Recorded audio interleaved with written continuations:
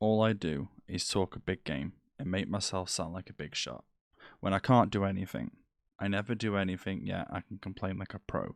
Who do I think I am? It's amazing that I can think like this and not feel ashamed. That is a quote by Natsuki Subaru, main character of r.e.m Starting Life in Another World. And this will be his episode of Welcome to My Favourite Character. Look around, tell me what you see. A change in society, nothing has happened to me. So tell me where to return to without a new name. Everything is changing around me, but still I'm the same. Anybody out there somewhere, I swear, where am I supposed to go? Natsuki Subaru isn't a character that can punch mountains away or power up to the point of Goku, or he can't wield swords like the SAO characters and Kirito, Asuna. He can't do any of that. Natsuki Subaru is a simple NEET who was first seen at a local Japanese convenience store, living his normal life. He's a normal guy, but the difference to him to other characters in this world and in any other shonen is he can return by death. Return by death is his unique ability to die and return to the last point in time, like checkpoints in video games where he dies and then he'll go back maybe 2 months back or a day back or a year back. It definitely changes from time to time throughout the shows. And with Natsuki Subaru, he's not a confident character, he's not overwhelmingly strong, he's not charming, he's just a normal guy. He has his moments where he's confident in flirting, he's confident in his ability to pull off a plan.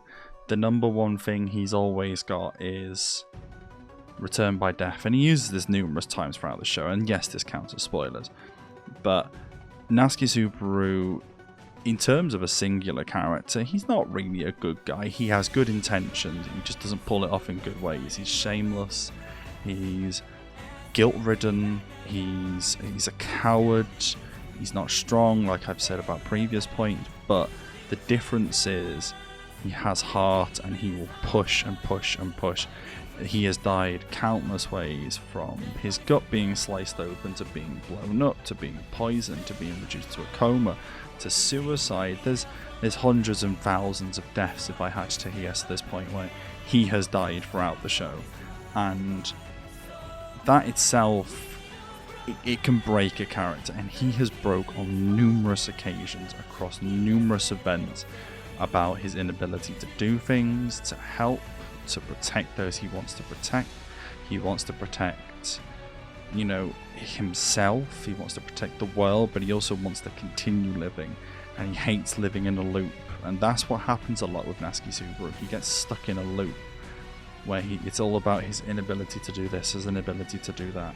And yes, this so far has been nearly 3 minutes of me disliking the poor guy, but he's a really, really good example of what humans can do without any real power.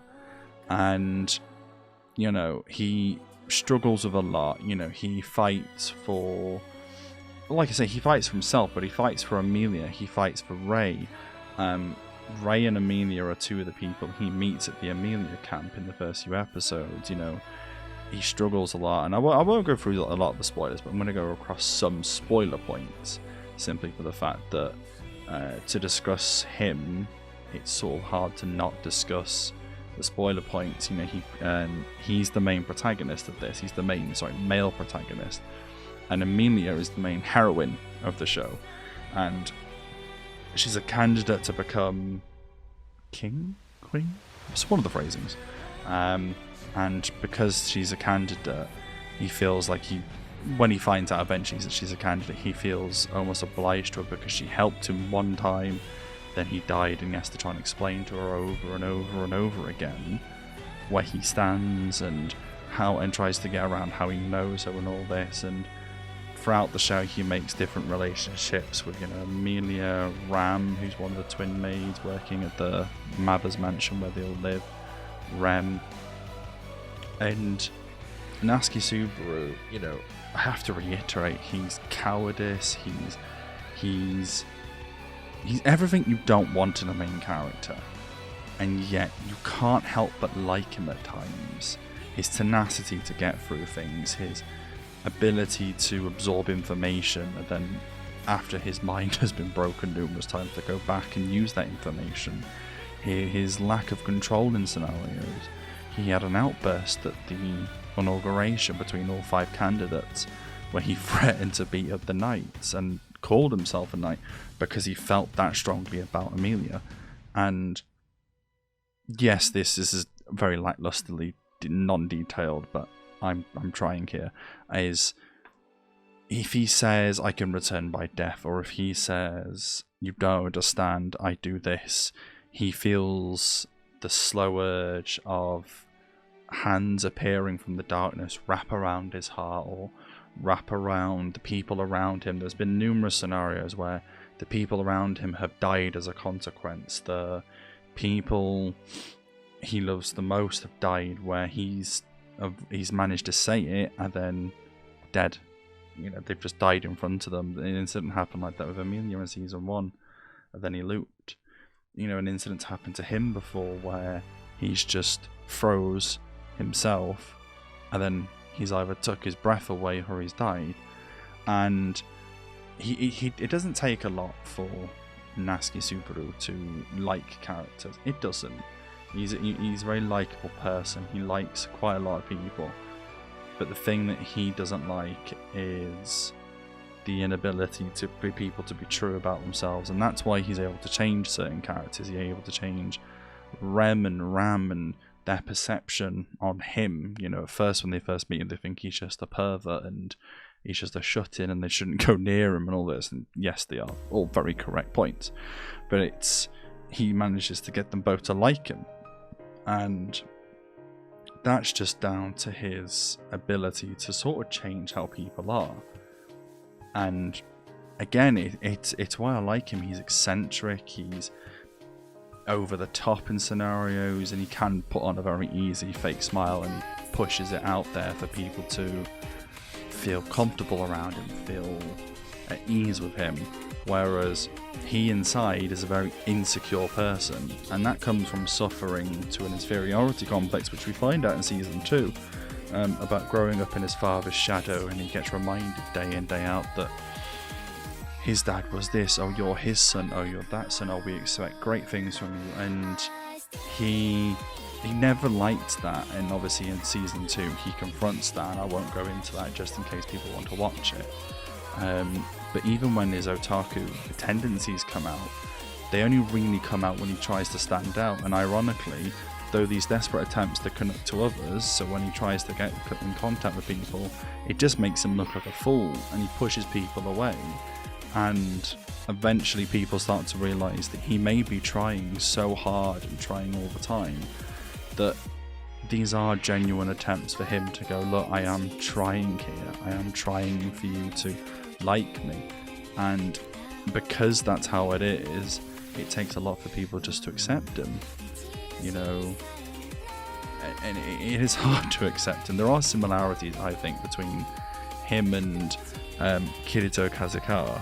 I've probably got the name wrong completely. Kirito from Sword Art Online, where they're not really strong in real life, but they've got a bit of grit about them, they've got a bit of tenacity about them, and they're willing to push and push and push to get the end result. And that's what's admirable about it. And you compare that to Tokyo Ghoul, when I was talking about Ken Kaneki in the previous episode, where Ken Kaneki went through suffering just as Natsuki did, and eventually Ken came across power through sacrifice.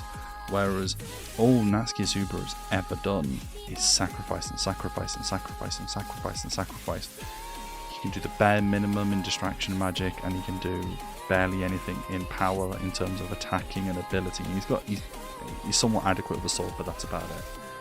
And you can compare King Kaneki and them to some retrospect that, through sacrifice does come power, but as far as season 2's came along, spoiler to a degree, Natsuki hasn't got that. He's just got heartache and constant pushing, and I am one who's going to be trying to read the manga and see how he gets on. But no, this was episode 2 of Welcome to My Favourite Character. These will get better. This one's obviously a voice only with what you're seeing. I'm mixing things up, I'm trying things as I go along, so the next episode I might have my face in. Like, I've set up my entire face rig, but I decided to try and do voice, so the next episode will be most likely on either Eren Yeager or probably Kirito from Sword Art. But yeah, if you want to check me out, I on Twitch, I live stream Monday, Wednesday, Thursday, Friday. I'm off Tuesdays and weekends due to work commitments. I make regular content on a daily basis. This should be out later today, being the 17th of November. Thank you for watching. Link in check out my friends in the description. Check out socials in the description. Check out the Discord. Leave some feedback if you liked a certain thing about this episode, or you disliked a certain thing about this episode, or recommendations for another character, or so on. Let me know. This has been Necro. Have a good day. Look around, tell me what you see. A change in society, and I feel as a